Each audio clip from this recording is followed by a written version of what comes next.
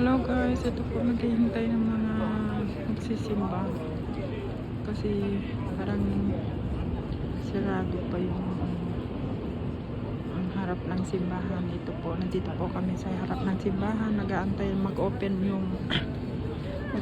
mag-open yung pinto ng simbahan.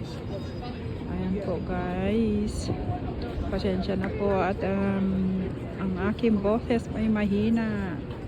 Ayoko po na medyo malakas ang boses dahil nakakahiya. Diba? Binibidyo ko ang mga taong hindi naman maganda. So ngayon, nandito po tayo sa labas, mag-aantay na pagbukas ng simbahan sa loob. Ayan po.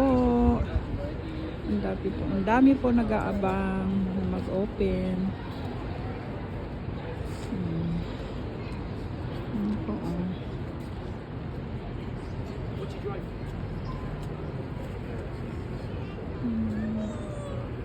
Ito po sa lahat ng ating Diyan po yung mga kababayan natin.